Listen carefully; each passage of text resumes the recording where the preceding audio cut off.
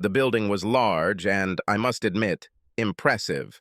For some inexplicable reason, the modern exterior hid an interior designed in the style of an ancient baronial castle, similar to the luxurious film sets you sometimes see in movies. Essentially a Victorian interpretation of the ideal medieval castle, they didn't really have the technology to build large or extravagant buildings like in the real old days. One thing I knew for sure, the wedding would not have taken place in such an establishment if I had paid the bills. But hey, years ago, my ex-wife Shauna was damn sure it would never happen. I really thought I had found myself a safe, secluded spot hidden in a pseudo-minstrel gallery that doubled as a spotlight tower and movie booth. From there, I could watch the ceremony without being seen by anyone on the main hall floor below. I was well aware that my presence, if it became known, would prove, to put it mildly, somewhat controversial and would likely lead to an unfortunate confrontation between my former relatives and me. And I was also quite convinced that my daughter would not be happy if this happened. I even imagined that Tamson would be even less pleased to learn of my presence than the witch and George, her henchman husband. Anyway, I was sitting there, quietly hidden in the depths of the usually ignored minstrel gallery, where I could watch my daughter's wedding, when suddenly a voice whispered right in my ear, "Hi, handsome. I thought you wouldn't refuse this little party." To say that the sound of that voice made me flinch would be putting it mildly. I literally jumped off the folding fishing chair I was sitting on and collapsed on the floor. Yes, I thought that if I sat crouched on this little stool and watched the ceremony between the parapet bars, there would be less chance of anyone noticing me.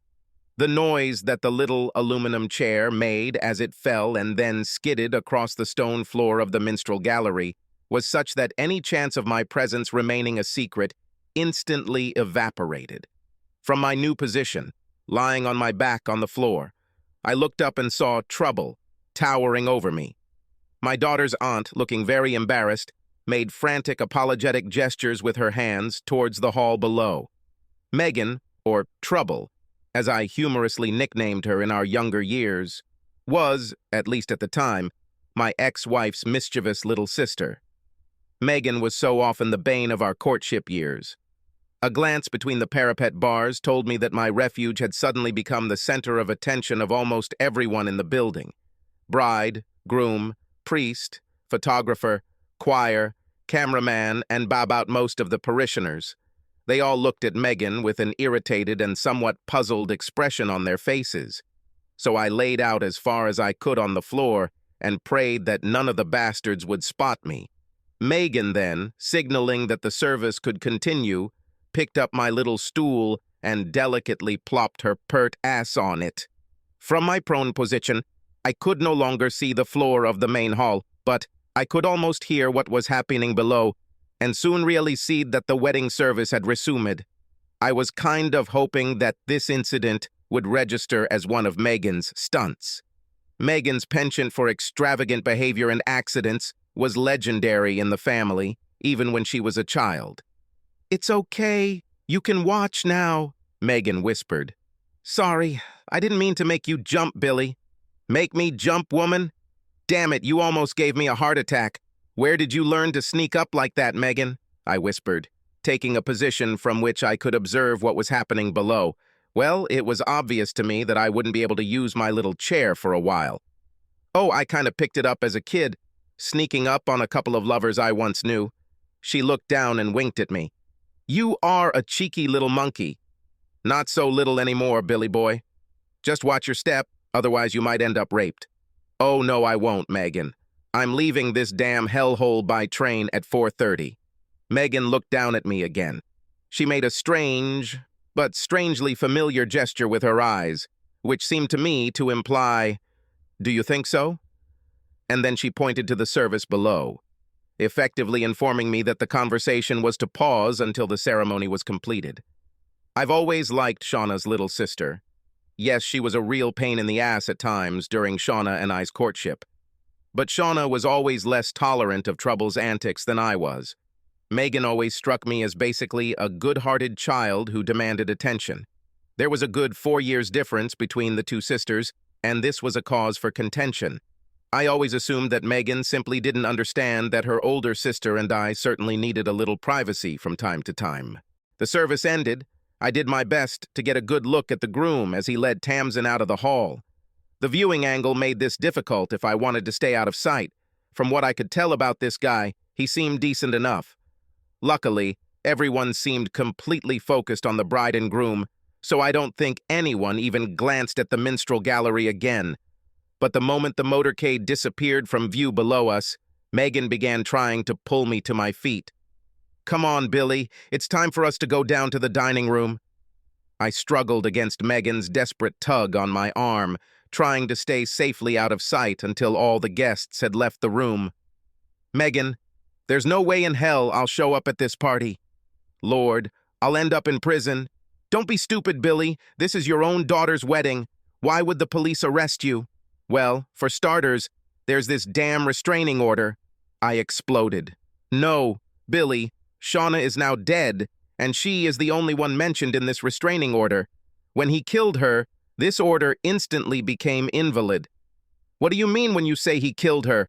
I demanded, almost jumping to my feet. "It was a car accident, wasn't it? Billy, that damn asshole always drove like a goddamn idiot, and still does for that matter.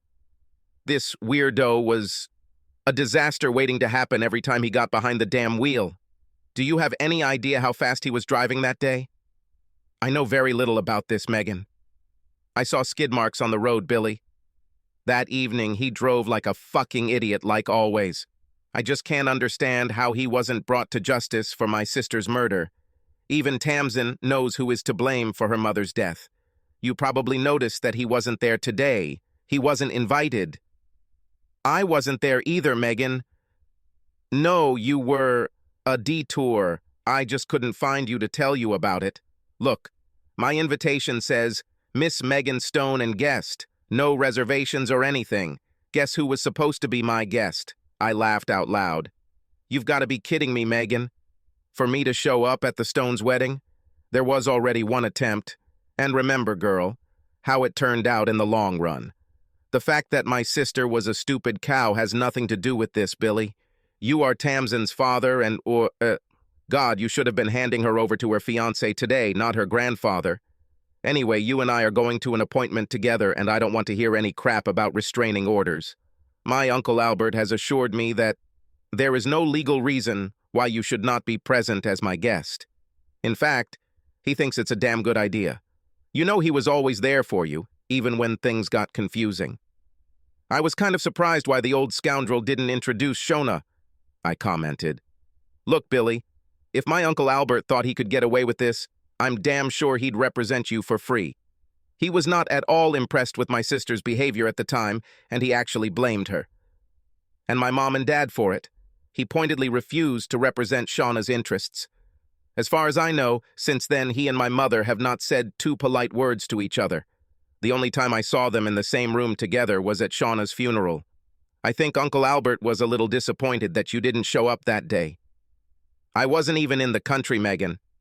I provided security for a film crew filming the fauna and flora of South Georgia.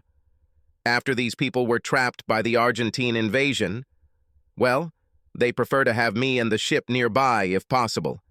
In any case, I knew nothing about Shona's incident until we returned to the UK 3 months after her funeral. In Falmouth, I ran into Toby, or whatever his name was, and he told me about the accident. Listening to my explanation, Megan pulled me to my feet and was busy brushing the dust off my suit. "Come on, Billy," Megan continued. "Let's go down to the reception before the group of greeters disperses." I knew from the way Megan grabbed my hand tightly that, whether I supported the idea or not, Megan had decided that I would attend my daughter's wedding reception. Against my better judgment, I guess I seemed to admit defeat. I have to say that this was probably solely due to the considerable amount of alcohol I had consumed over the previous 24 hours. This clouded my judgment just enough to allow me to agree with Megan's wishes. Okay, let me explain better. When Shauna and I first broke up, I have to admit that I didn't handle the situation as well as I could have. I actually ended up spending more than a few days as a guest of the U.S. authorities, or at least local law enforcement, when I took on a little administrative work, retribution. I gave the new man in Shauna's life a little thrashing. It could be a spur-of-the-moment and somewhat satisfying exercise. But it turned out to be very wrong in the long run. The confrontation didn't end the way I expected, and the argument resulted in me getting a solid kick in the ass. You see, unfortunately, somehow Shauna got involved in the whole thing, which led to her ending up in the nearest emergency room. Hence my imprisonment and numerous court orders issued in both U.S. and U.K. jurisdictions, permanently banning me from coming within a mile or so of Shauna's whereabouts. Almost. Be that as it may, I can assure the reader that I personally have never laid a finger on my errant wife. Well, at least not as far as I know. I'm sure this statement will probably make a little more sense to you later. Where did I stop? Oh, yeah. Anyway, after the courts had their way, I found myself an ex-con and labeled a bully and a wife-beater. And after a fight, my parental rights to our daughter Tamson were unceremoniously terminated. By the way, almost all of this happened while I was still in prison in the U.S. Not a very pleasant experience, I can assure you. Keep in mind, there was nothing fun in my life at that time. The ex-con label didn't help much in my work career either. Try to get a U.S. work visa with a track record like this. Although all this did not stop Shauna, with the assistance of the British legal system, from demanding financial support from me for Tamson until the child turned 18. Not very proud, but I have to admit that after the system kicked my ass so effectively, I found solace in drinking for a while. However, I managed not to become a complete wreck or an inveterate alcoholic. But that probably depended more on my inherited biological makeup rather than any mental will, if you know what I'm getting at. However, I still needed a little something to help me face this particular day. Still working in the film industry, Billy? Megan asked, leading me somewhat unsteadily down the stairs into the main foyer of the establishment. No, not really, Megan, I replied. I guess you could say I'm in the shipping business now. Most of the time I work as a sailor on research vessels and the like, although I still do quite a bit of filming. I think it's a good idea for them to have a backup or second experienced cameraman on the team to help document what's going on. Sometimes I'm the only operator on board. So you gave up Hollywood? Megan, I never worked for any of the big boys. The best thing I've ever done was be a background cameraman. Moreover, in rather mediocre third-rate films. Unfortunately for me, my wife was far more successful with directors and producers than my work ever was. Shauna always wanted to be a star, Billy. You knew this before you married her. Yes, but I had no idea how far she would go to achieve her dream. Oh, damn. Look at this. We arrived at the hotel lobby, through which we had to pass to get to the entrance to the banquet hall, where the reception of guests on the occasion of the wedding was to be organized. The vast space was filled with guests patiently queuing to join the hosts and guests of honor as they greeted those arriving at the reception. I decided that the show was planned by the witch, Megan and Shauna's mother, and she really put in her best effort. The witch still has greater delusions of grandeur than my ex-wife. The witch planned and organized our wedding, although it was not as big as this reception. I might add that the witch and I were never members of each other's respective fan clubs, so I decided that my appearance at this function could go disastrously wrong. Finding myself buried anonymously in the crowd, I no longer felt so vulnerable. Although many of our dear guests and relatives quickly glanced at each other as they recognized me, probably from Shauna and I's wedding many years ago. I also knew that somewhere here I had several allies, but they would remain strictly secret. In general, the Stones were a fairly friendly clan. Eventually, however, the crowd began to thin out, and the witch finally noticed me from her place. A little further down the line of hosts, her face immediately turned crimson, and for a moment I thought I saw smoke coming from her ears. Even though I protested, Megan led me through the conference room entrance to the front of the reception line. Tamson's new husband was momentarily stunned when Megan introduced him to the bride's father. The poor guy really didn't know what to do or say. I shook a very limp hand. Tamson was just as shocked, if not more so. As I looked into her eyes, they grew larger and larger, until I was afraid they were about to pop out of their sockets. You know, I truly believe that the girl had no idea who I was, until she heard her Aunt Megan tell her young husband that I was Tamson's father. For some inexplicable reason, I decided to say, "Hey, baby, it's been a while since I sat you on my lap," before taking the equally limp hand she extended and kissed the back of it. Okay, I was actually thinking about giving Tamson a big hug, but I was afraid she might faint if I did. Tamson's answer was limited to, but, before Megan nudged me with her elbow, directing me along the line of greeters. The next person who came into my field of vision was the witch's henchman, George. He actually recognized me and handled the situation quite well. Well, I thought he would do it. "William, we don't, well, this is an unexpected surprise. How are you?" "Billy is my guest, Daddy. If he leaves, I will leave too," Megan commanded, standing next to me. I kind of wondered if Megan had even spoken to Tamson. It seemed to me that there was simply no time for this. "I wasn't going to suggest that, Megan," answered the old brat. "Of course, William is welcome here today. I'm just surprised he ended up in the country. Your mother assured me that he is currently working somewhere on the other side of the globe." "I worked in Antarctica, sir. I have no idea why I addressed this idiot as sir. Out of habit, I guess. 5 weeks ago, my ship docked in New Zealand," I told the old eccentric. "You see, Megan, your mother actually tried to contact William. I guess you got her message, William. Your mother told you she would contact William. Megan, you are very welcome here today, my boy." As he spoke, George constantly switched his attention from Megan to me and back. Whatever he said, I was sure there was no message. In the age of modern electronic communications, things are pretty good. It's just occasionally interrupted by extreme weather on the onshore platforms. So, despite all the old man's assurances to the contrary, I was absolutely sure that I had never been included in the guest list, even tentatively. I was convinced of this by the fact that my former mother-in-law had disappeared from the reception line by the time we got to her place. I kind of wondered if she'd rushed off to call the police or something.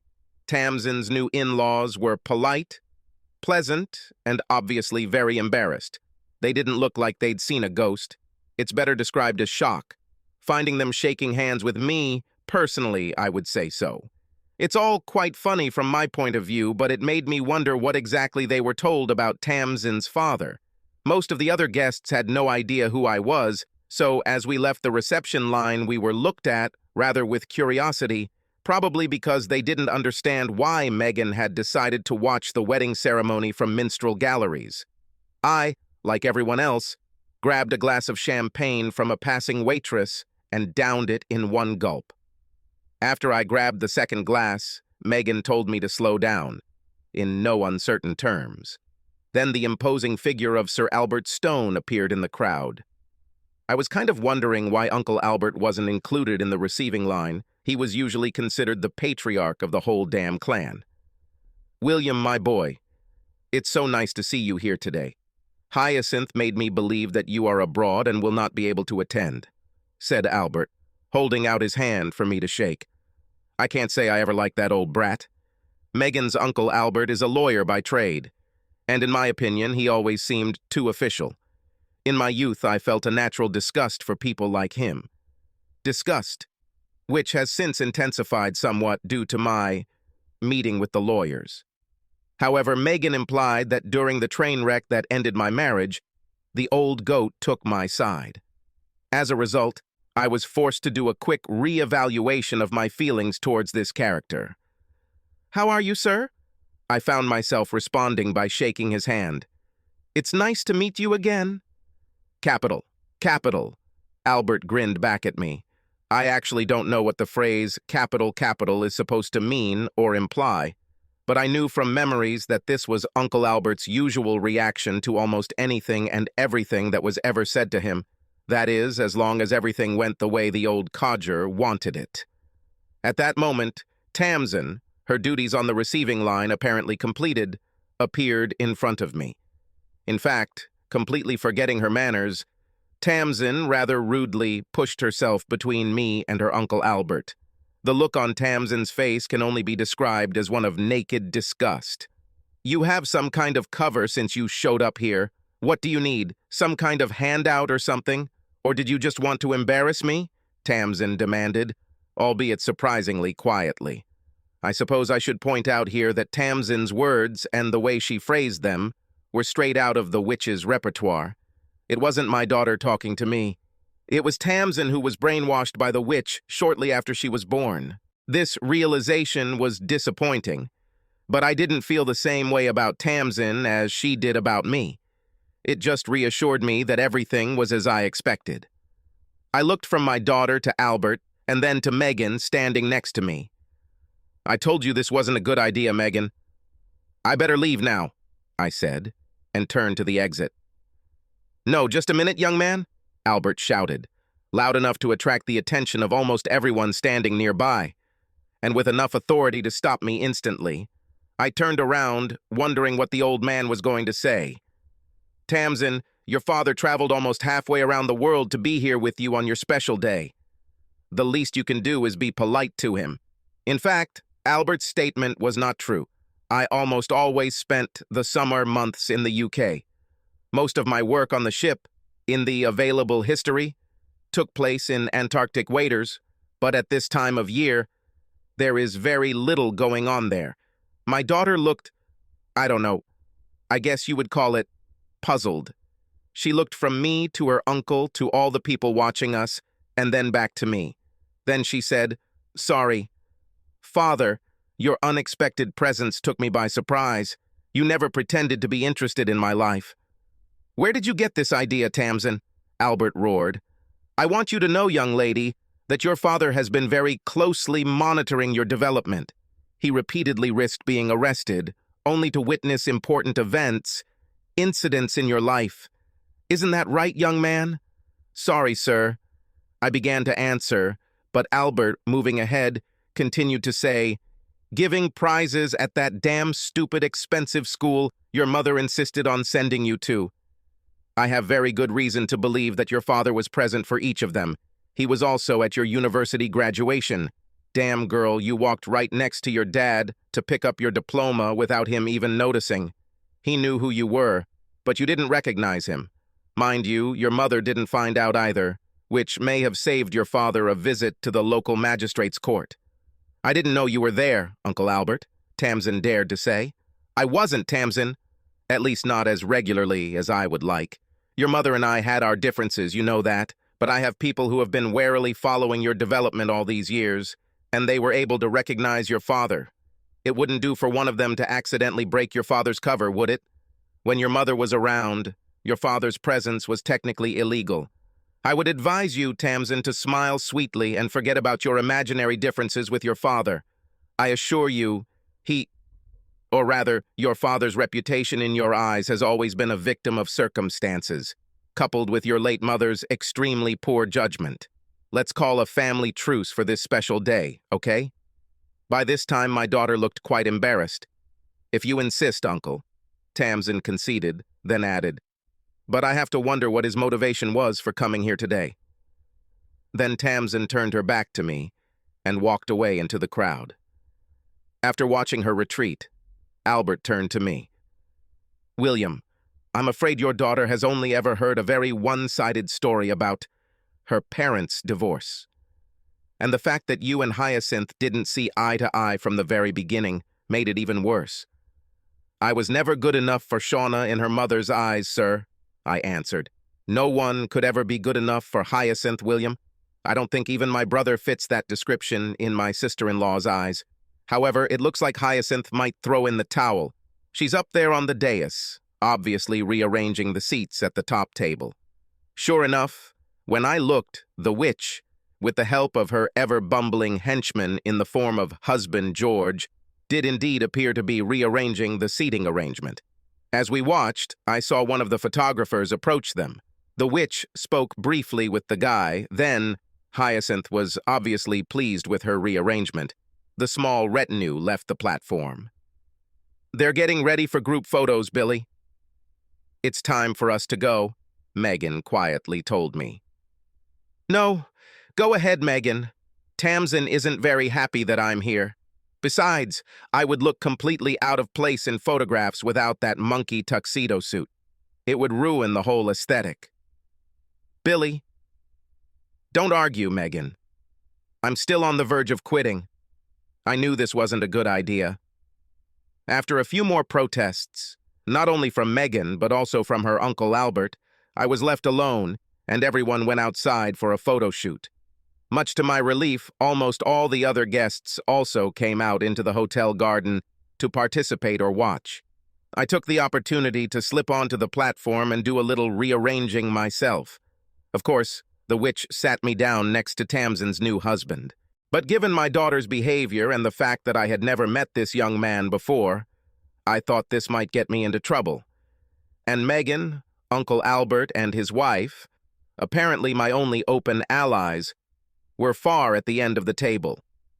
So I returned Tamson's grandfather to the place where I suspected he was sitting according to the original plan. Then he slid his own, a hastily scribbled card, next to Megan at the end of the table. I kind of decided that this seating arrangement was much safer. After returning from the photo shoot, Megan briefly fell into spoiled child mode. It had been a long time since I last saw her, and I found it oddly funny. I realized that this action was inspired by my refusal to participate in the photo shoot. Well, if that's how you feel about it, I'm going to go to the bar. That was all I needed to say to quickly put an end to Megan's feigned protest. Just dare, and Megan objected. What will you do, Megan? I asked. I don't know. I'll kiss you, maybe. I've always wanted to do this, but I never had the guts. I always knew Shauna's little sister was holding the candle for me, but I was surprised to hear Megan hint that she still carried that torch. Oh my God, Megan. I thought you'd long ago outgrown your stupid teenage hobbies. Oh, I've outgrown it. I even found someone who I considered the man of my dreams. But I soon discovered that not everything that glitters is gold, and what you see is not always what you get in the end. It was only after I divorced that bastard that I appreciated what my sister had so carelessly thrown aside. I'm not at all sure I understand what you were trying to say, Megan. Okay, the confused man is safe. She grinned. Let's go. It looks like everyone is sitting down at the table. The top table was prohibitively long, and Megan and her guest were originally located somewhere down the hierarchy. Although the witch rearranged everything, I reversed her changes, much to the old bitch's confusion. Lots of fun, as far as I could tell. The witch seemed to accept my change without protest, but she gave me a withering look. Albert sat next to Megan. I thought that Hyacinth... He began to comment when we arrived at our places. I thought her original plan would be a little more diplomatic, sir, I interrupted. Capital. I always knew that Hyacinth underestimated you, my boy. In any case, please drop the formalities. For the family I am, Bertie. For most of the meal, Albert monopolized my conversation, ignoring everyone nearby, including his wife, but excluding Megan, who sat between us. He spent most of the meal asking me pointed questions about my travels. I almost felt like I was on the witness stand. Well, he was a top-notch lawyer who was used to cross-examining people. Well, let's see how they do, Albert commented, leaning back in his chair as the master of ceremonies called for silence for the formal toasts. Grandfather Tamson, having given her out, stood up and made a short welcoming speech. Then the old scoundrel took me by surprise by passing the word to the father of the bride to say, what something, and propose a toast to the happy couple. I might add that, judging by the expressions on the witches' and Tamson's faces, his proposal was not part of the master plan and was not approved, and it was definitely not welcomed by everyone. Keep in mind, as I said, the old fool caught me off guard completely unprepared, so I was forced to quickly pull myself together and take action. In fact, I can't remember much, if anything, of what I said that day. I think he started by muttering something about unfortunate circumstances or something like that.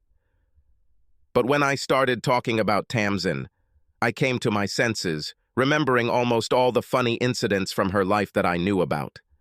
Anyway, it must have been a pretty good speech, and I guess it sounded pre-prepared, because I was shocked to find the whole damn room shaking with laughter. Hey, it could have been because I made such a fool of myself and they laughed at me. But even the witch's face cracked at some point during my speech. Then, remembering that I was breaking the magic 7-minute rule, yes, in fact, I had one eye on the clock, the minute hand had never moved so slowly, I proposed a toast to my new son-in-law and his beautiful bride, and then threw the ball into the groom's court. "Brilliant, Billy. How long did it take you to prepare this speech?" Megan asked as I collapsed in my seat. "Did it sound normal?" I asked, unable to believe that I succeeded. "Capital, capital, my boy," Albert echoed.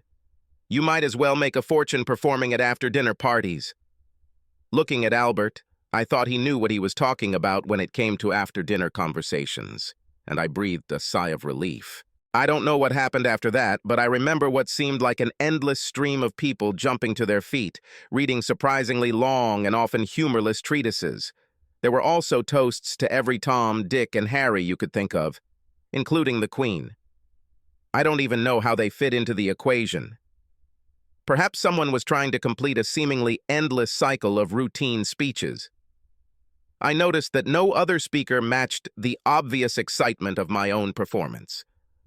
"Come on, my boy, I have a small corner already chosen and reserved," Albert said as people finally began to leave the dining room. It was at this point that I began to suspect that Megan and her Uncle Albert had somehow pre-planned my day. It may have only been a rough sketch, but they clearly knew what they were doing and seemed to be working in unison. Uncle Albert's wife never said anything important to me, but she smiled pleasantly whenever our eyes met. Megan, again firmly taking me by the right hand, led me into the next room and to a table very close to the bar. Oddly enough, for a wedding reception, this table was in its own little fenced-in area, sort of like the executive area you sometimes find in high-end nightclubs. I always thought it was pretentious, and I felt out of place sitting there. A young woman, who it turned out was Albert's personal waitress, quickly appeared and took our drink orders. I noted that almost everyone else had to queue at the bar to get refreshments. Few, if any, of them managed to catch the young woman's eye while trying to place an order with her. I also noted that at the far end of the hall there was a similar fenced-off place, but it was still empty. Later, however, I noticed that the witch, her husband, and the groom's parents retired there from time to time. Soon after we were served our first round of drinks, attention began to be drawn to Sir Albert Stone. Numerous younger members of the Stone clan, some of whom I had met at my own wedding many years ago, came up to introduce their mostly charming but sometimes disgusting offspring to Uncle Albert. Then, having carefully broken their caps in front of the family patriarch, they again plunged into the anonymity of the crowd. The pointless pantomime bored me to the point of stupor, and must have lasted almost an hour. During all this time, Albert said almost nothing except repeating his favorite phrase, "Capital, capital." Sometimes he even added a third word, "capital," for greater persuasiveness. Honestly, if all this chatter wasn't so ridiculous, this might be funny.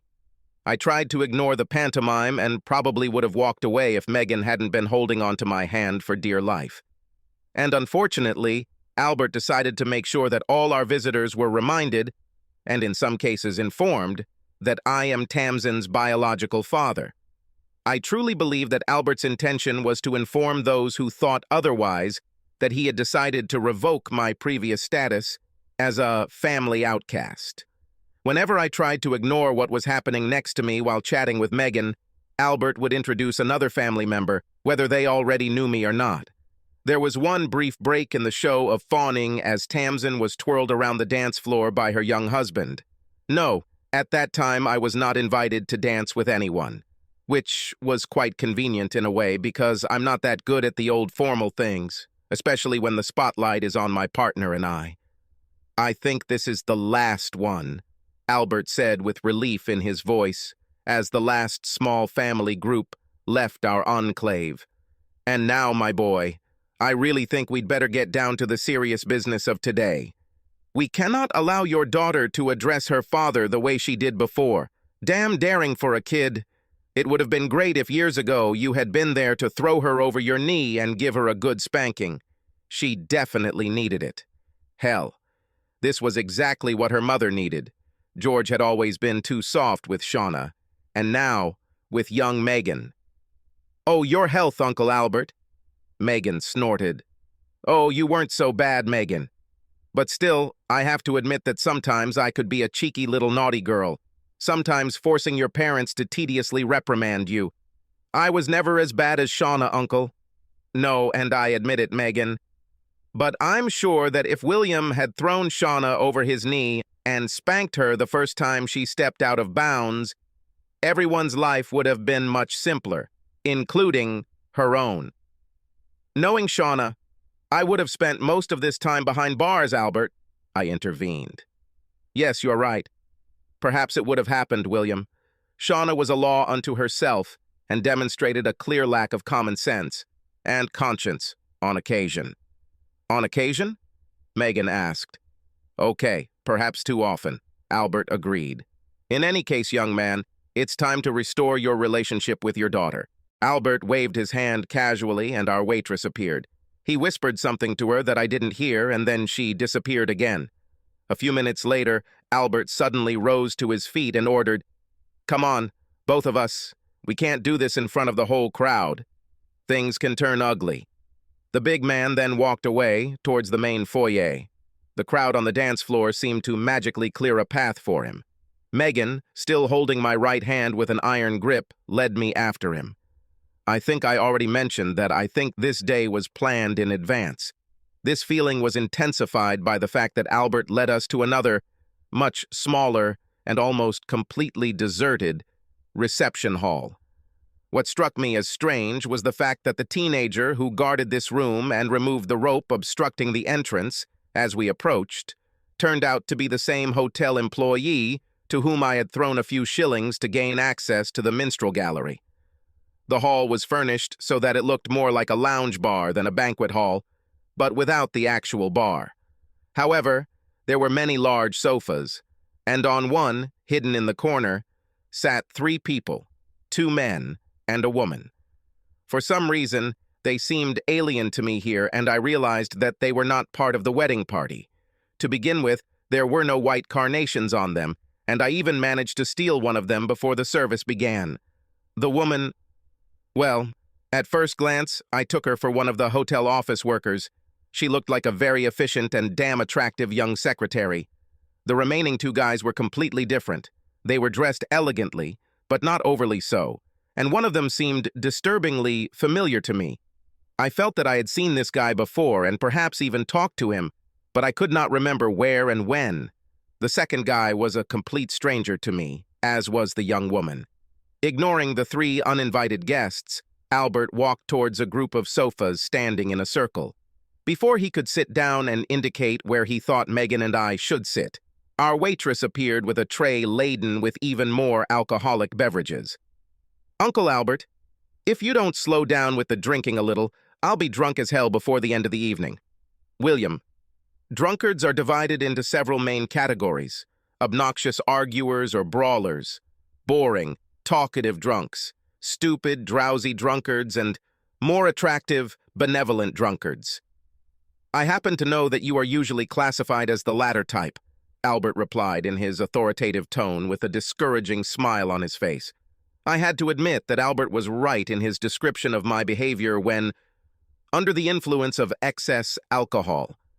I don't drink to excess anymore, ever. But I was very interested in how he could know about this fact.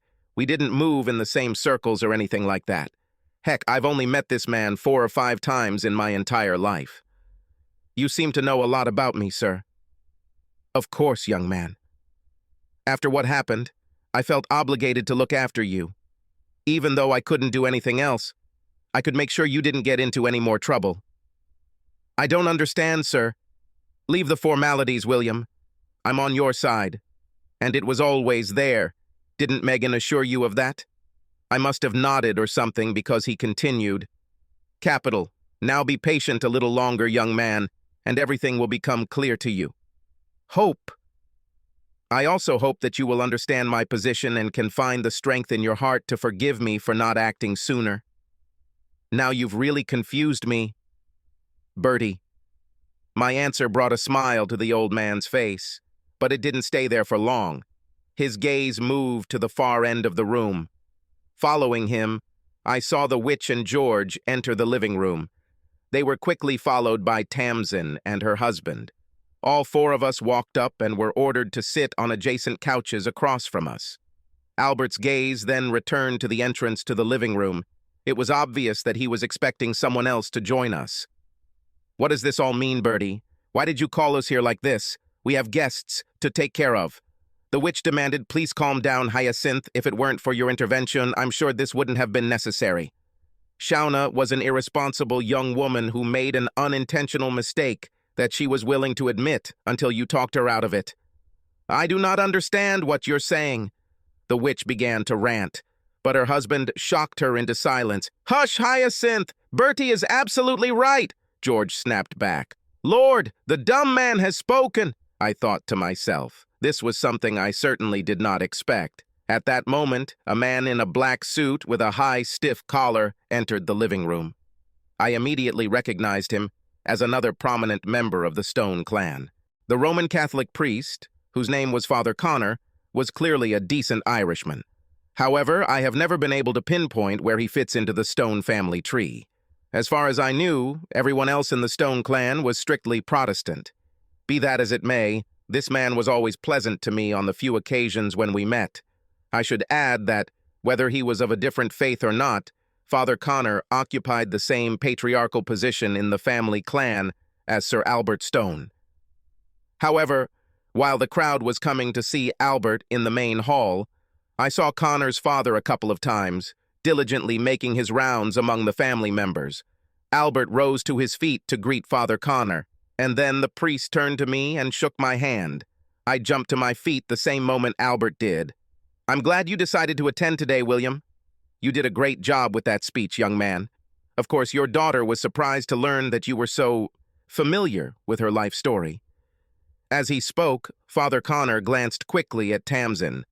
My daughter looked somewhat embarrassed. Thank you, Father. I hope you are doing well. As the good Lord intended, William. So, Megan, have you been avoiding me today? The noble father turned his attention to her. I waited patiently for him to finish with Megan, and then we all sat back down. Uncle Albert cleared his throat noisily as if to say, let's get down to business. But Father Connor spoke first. Bertie, do you understand what confidentiality of confession is? Totally, Joe, Albert answered. Until recently, my actions were similarly limited. However, I believe I have been able to think of a way out of our shared predicament. Very well. As long as everyone understands that I cannot reveal anything that was told to me in secret, Father Connor repeated. Albert directed a friendly glance at Tamson. Tamson, do me a favor, if you wouldn't mind. I would like you to imagine that we are here, in a courtroom, and that you are testifying. You are taking an oath, if you understand what I mean. Yes, Uncle Bertie, but I don't. Tamson began to answer. I don't expect you to understand, Tamson. Not yet. I hope everything becomes clear to you soon. If this does not happen, then this whole pantomime will be a waste of time. I just want you to answer my questions as fully and honestly as you can under the circumstances. What I'm about to ask you to tell me will still remain just rumors, so it won't have legal force in a proper court. So, will you do me a favor? Of course, Uncle Bertie. Right now, I would like you to tell us everything you know about the breakdown of your parents' marriage. Hey, wait, Bertie? I tried to intervene. Shut up, Billy, this is my playing field, Albert warned me. To be honest, I was completely taken aback by this reproach. Not so much because Albert cut me off like a judge, more because he addressed me as Billy.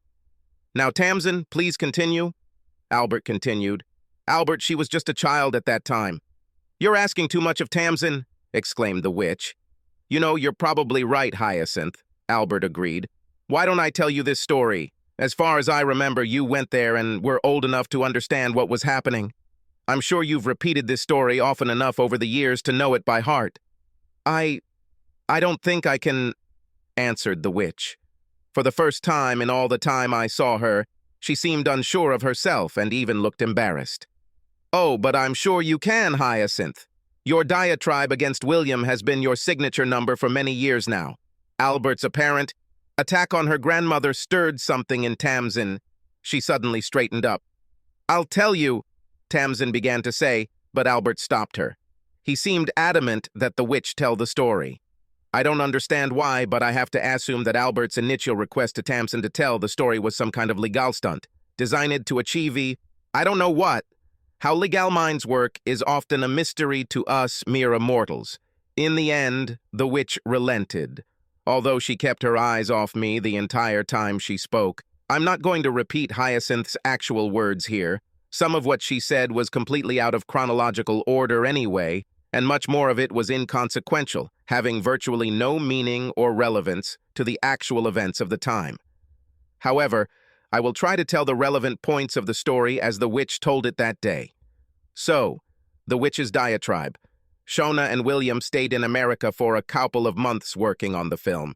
It was Shona's first feature film, and William was working as a camera assistant or something like that.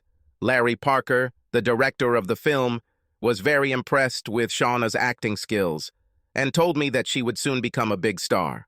We thought everything was going very well. Calling home, Shauna was very excited about her big movie break. Although the presence of 18-month-old Tamson, as it turned out, complicated the situation somewhat. Shona said a couple of the girls on the crew were very helpful and looked after Tamson while she was on set. But then one evening, everything changed.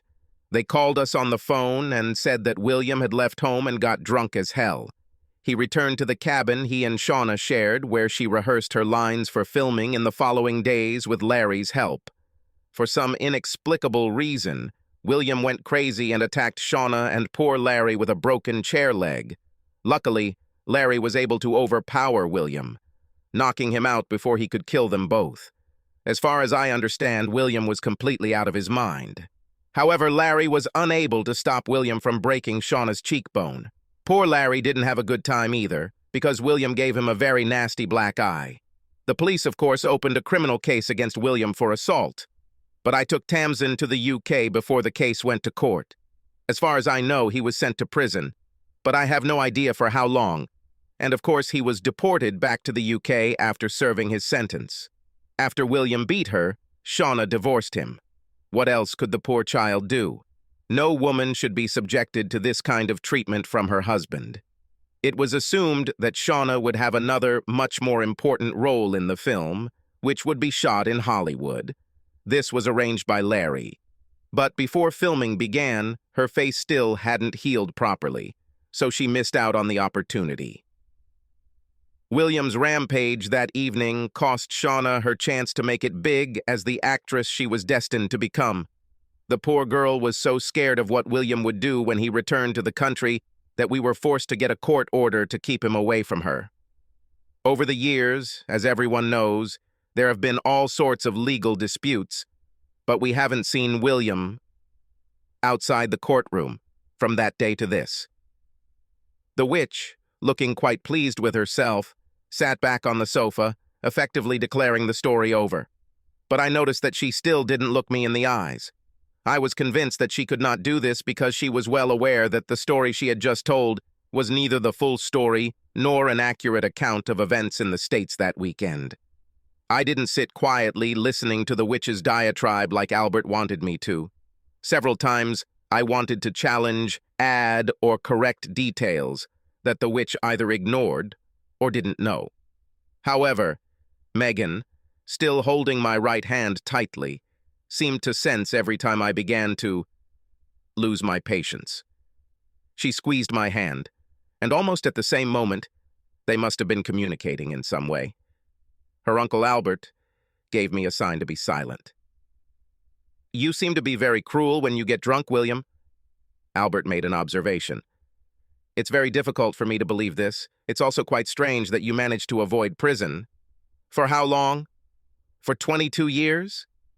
I nodded, confirming Albert's assessment.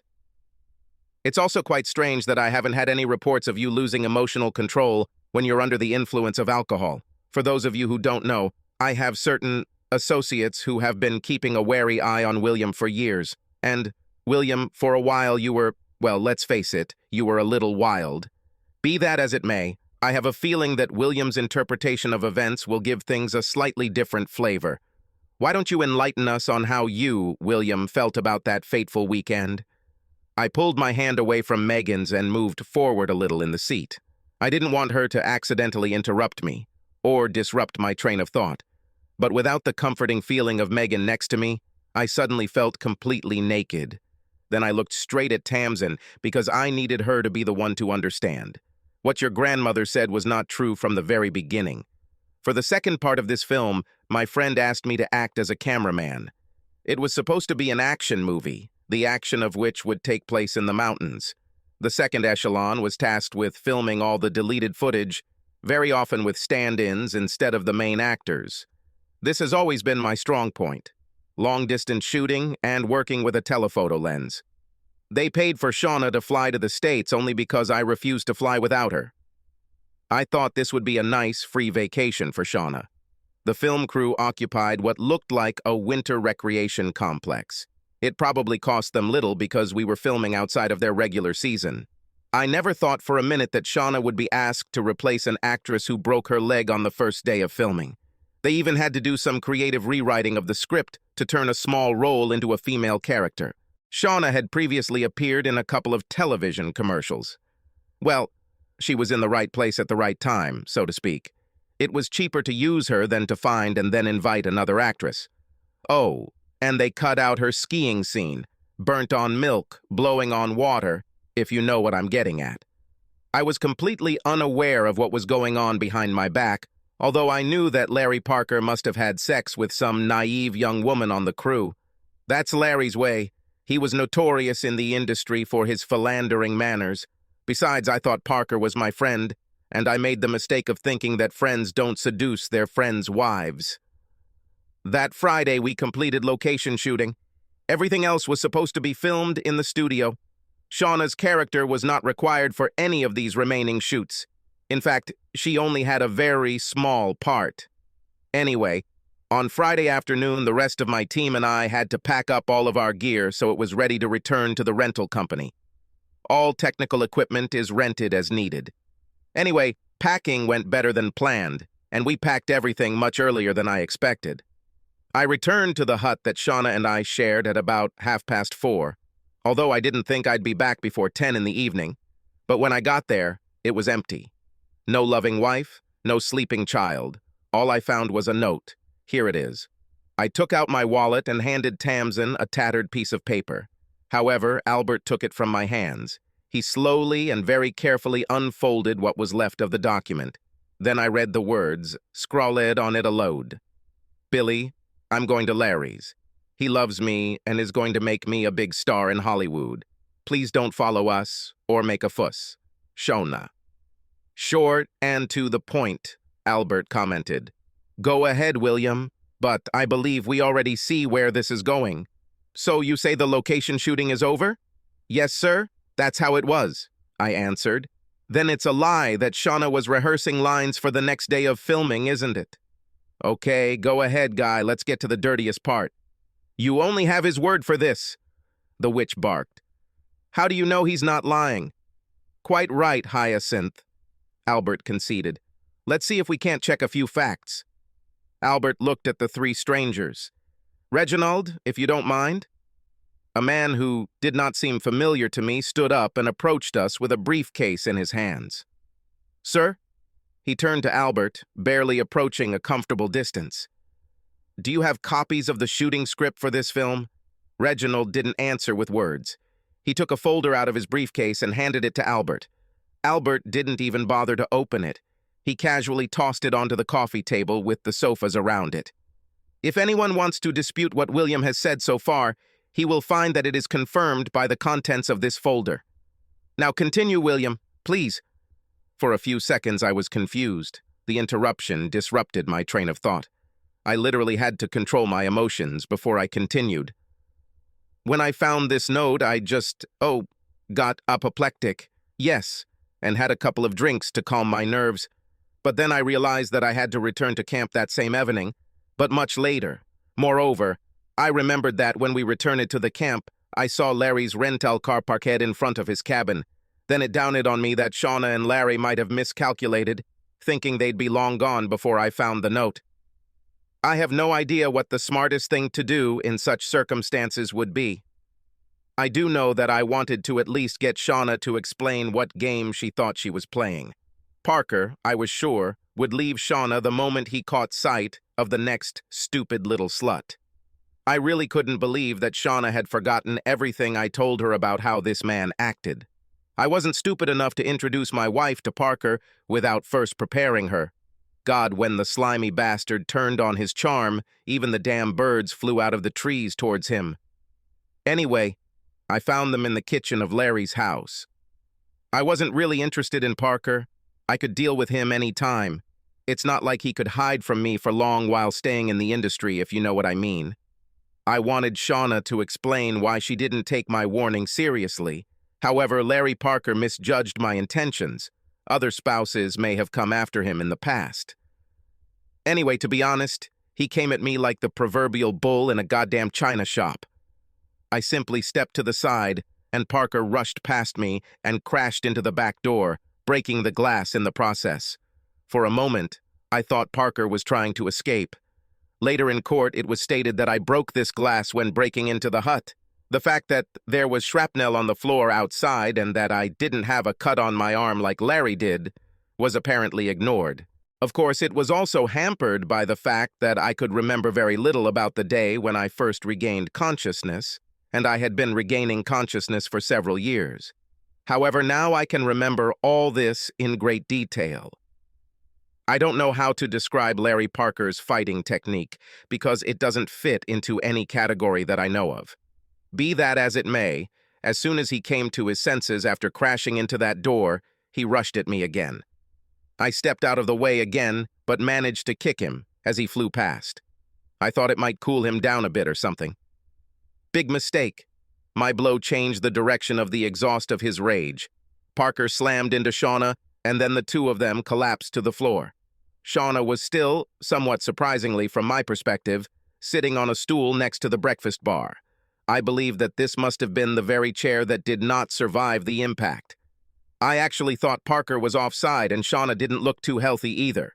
So I pulled Parker away from her and helped Shauna to her feet. I remember Shauna looking into my eyes, obviously stunned. And then the damn light went out. I woke up 4 days later and found myself confined to a hospital bed. I didn't remember anything about the day in question or the few days leading up to it. The memories returned very slowly over the next months and years. Anyway, Tamson, these are my memories of that fateful day. Everything that has happened since then has been completely out of my control. I have no idea who hit me or with what.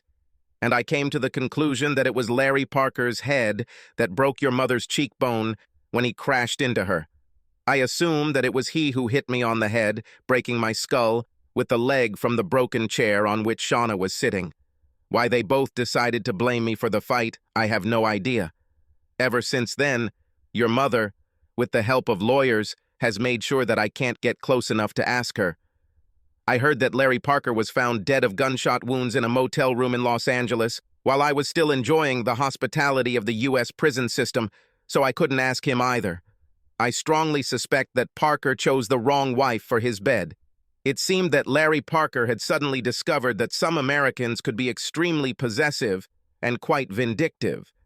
They can also be quite fanatical about using firearms. I leaned back on the sofa. I had nothing more to add, so as not to seem too vindictive towards the mother of my daughter. Megan grabbed my right hand again and surprised me by kissing my cheek. Tamson sat silently and looked at me. It felt like she was trying to look straight into my brain. Then suddenly she turned her gaze to Albert. You know what really happened, don't you, Uncle Albert? Mom told you, didn't she? Tamson then instantly turned her piercing gaze to Connor's father. She told you too. She did it, my child, but like your Uncle Albert, my hands were tied, Father Connor replied. We have no right to disclose anything that is communicated to us in the strictest confidence. In my case, it's a confessional. In Albert's case, attorney-client privilege, added new husband Tamson. This was the first time I realized that the guy spoke American. His mother and father most definitely did not speak. In the British legal system, we use a different term for it, young man. But in essence, this comes down to the same limitation of actions, Albert assured him. Tamson, I'm sure your mother wouldn't lie to you, the witch ventured. Tamson jumped to her feet and then glared at her grandmother with hostility. She moved so that she could look her straight in the eyes. I'm sure of it too, Grandma. But in reality, my mother never explained to me what happened then. All the information I have I got from somewhere else. Whenever I asked my mother about this, she always changed the subject or avoided it in some other way. Suddenly, Tamson turned on her heel, crossed the room where the three strangers were sitting, and addressed a man I found familiar. I know you, don't I? She demanded. Yes, young lady, that may be so, the man replied. Uncle Albert hinted that he had someone who looked after me. I remember seeing you more than once at my school. I'm also sure I saw you in Bristol a few times when I was at university. Perhaps, miss, the man conceded. So, given the fact that my uncle implied that he had someone looking after my father as well, and I know that Reginald and Shirley, who are here, both work in my Uncle Albert's London office, I suspect that it was you who were following my father as well as me. Am I right? As required, yes, miss. You're right, the man answered. So, who are you? A private detective. I'm a retired police officer, miss. The one your uncle turns to when he requires my specialized services. Tamson turned, looked me straight in the eyes and smiled. Then she turned back to the man. I would assume that you have studied very carefully the events of that evening, sometime in the past? The man agreed with this, nodding his head.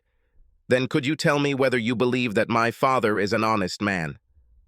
Did he lie to us today? As far as I know, miss. No, the man answered. Thank you, officer. It's a pity that you didn't identify yourself. Retired Sergeant White, miss. Chalk for friends. Thank you, Melk. I don't understand why Uncle Bertie didn't just send you to tell me the truth. I only do what I'm asked to do, miss. And could you shed some light on why it was necessary for my Uncle Albert to remain silent for so long, Melk?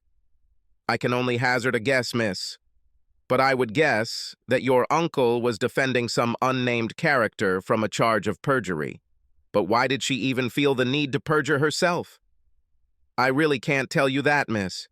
However, I think that a film producer could not promote a young actress if he himself was locked in a prison cell and charged with causing grievous bodily harm, or whatever the American equivalent calls it. Suddenly everything makes sense, Tamson exclaimed. How long have you known this, father? She turned around to look at me.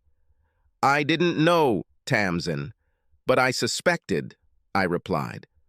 I don't know how seriously your mother was injured that evening, but from the very beginning, I was not sure that she remembered the events as clearly as she claimed in court. Perhaps Shauna repeated the story Parker fed her to the police. Tamson turned back to Chalky. May I invite you and your colleagues to be my husband and I's guests of honor for the rest of the evening, she asked. All three of them thanked Tamson, and then she literally ushered them into the main banquet hall. Then she slowly walked back across the room towards us, looking me straight in the eyes the entire time. Tamson, the witch began again as she came closer. Please don't say anything now, Grandma. I'm too angry, and I might say something I'll regret later. Grandpa, could you take your wife out and take care of the guests? Paul and I will be leaving soon. Without a word, George lifted the witch to her feet and led her out. Tamson then walked over and hugged Father Connor, followed by her Uncle Albert. She didn't speak to them, but just hugged them. Then she turned to Megan and me. Can I get you away from my father for a moment, Aunt Megan? I'd like to talk to him alone. Then she turned to her husband. Paul, Aunt Megan loves to dance. The guy understood everything. just like Megan. Once they were out in the main banquet room, Tamson led me the same way Megan had done all day, made our way to the hotel garden. For a very long time, Tamson didn't actually say anything. She just held my left hand very tightly. But in the end, she asked, "How can I ever apologize to you, father?" Slightly embarrassed, I asked, "For what, baby?" She stopped, and I turned to look her in the face. "Well, for the way I spoke to you earlier, I guess. But I feel like I need to apologize to you for a lot of things. If only I could understand exactly why, I would feel much happier. The truth is, baby, it's you who owe the apology. You and I are victims. All we need now is to make up for lost time," I replied. "You don't seem very angry, father." "I've had many years to learn that being angry doesn't do anything to improve a situation, Tamson. And the only thing it can do is lead to some really deep shit. Believe me, we swam, we know. But Grandma, your grandmother never liked me, Tamson, ever since your mother and I first started dating. But why? What have you ever done to upset her? I was not born, as your grandmother thinks, into her circle, Tamson." And he looked after her daughter. "Snobbery, plain and simple. Can I hope that my father will look in on me?" "I hope so, baby. But I won't be here all the time. Remember that most of my work is related to Antarctica. I spend most of the year there. Somehow I don't think my Aunt Megan will like this. She seems to have a slight crush on you." "What happened to her husband?" "I seem to remember that she got married," I asked. "Okay, that's not true." Megan hinted that she was married. I just wanted to get a little backstory without actually asking her. Tamson giggled. "Oh yes, I did. He was a handsome guy too, but too deft with his fists." "What do you mean by that?" "They argued about something and he hit Megan." "Lord, what did she do?" "Father, do you remember how Aunt Megan told you that she was bullied at school?" "Yes, definitely. I took her to the gym and taught her how to defend herself. Well, Megan's ex-husband felt the effects of your mentoring. He was taken away in an ambulance." "Damn! Did Megan suffer any consequences? With Uncle Bertie as your lawyer?" "Her ex got 2 years probation." "In any port during a storm, my love, I'm ready to get married by a damn rabbi, if you ask me. Besides, I have this." Megan held the envelope up so I could see it. "Please tell me what's in this envelope, Megan." 2 tickets for a cruise. A luxurious room, no less, that my great-uncle paid for. And it just so happens that this is the same cruise on which a certain man's daughter and her new husband are going to spend their honeymoon. So, you can get to know your daughter over the course of a few days and we can have sex every night. Megan, when did you and good old Bertie start planning this? Shanghai exercise or whatever you like to call it. To be completely honest with you, Billy, Bertie came up with the basic plan after Shona's funeral. Of course, my Uncle Bertie did not interfere with my seduction of you. It was entirely my idea, and it fell under the heading of preferred consequences. So what do you think of this cruise now? I looked down again and saw a longing expression on Megan's face. I think I'm going to enjoy my vacation while still doing my job, honey. However, we will not be able to obtain the marriage certificate until the ship departs. Don't worry about it, Billy. I checked. It's registered in Bermuda. And what is the significance of this fact? You'll soon find out, hubby. You'll soon find out. Now, how about one more lap? Around the deck before breakfast? She grinned. I smiled back at Megan. We skipped breakfast that morning. Life goes on. Megan and I didn't get married on a ship. Although she were delighted with this idea, Bertie's wife did not want it. For such an outwardly demure old lady, Beatrice can be extremely strong when she wants to be. Not surprising, really, considering exactly who she's been married to since time immemorial. Beatrice organized our wedding. I'm sure Bertie paid for everything personally. Okay, it wasn't as big as Tamson's big wedding, but neither Megan nor I wanted it that way. Frankly, we both would have preferred a private affair on board a ship with only Tamson and Paul as witnesses. The witch was not present at our wedding, but Megan was given in marriage by her father. This scoundrel even sarcastically handed me his daughter's hand. This is becoming a habit, William. Bertie Capital spent the entire day with a huge smile on his face, even claiming during his speech that he is the one responsible for bringing the bride and groom together. Which I suppose it was, in a way. Although I do believe that, ultimately, if I hadn't snuck into Tamson's wedding, Megan's determination would have brought us together some other way. My wife, when she knows what she wants, seems to be able to move mountains to get it. And of course, she can bend her Uncle Bertie to her will, which is no mean feat. Her only problem seems to be that Megan spends so much time thinking about things. For example, are we getting up already? Or should we take another short lap around the deck first? Which brings chaos to my work schedule, I can assure you. Again, age. I'm not as young as I used to be, no matter how much my wife chooses to believe otherwise. Yes, but I don't work in the South Seas anymore. Bertie knew someone whose brother is a commission producer in the BBC Wildlife Department. Suddenly, I discovered that Megan's phone was increasingly filled with offers to work on wildlife shoots.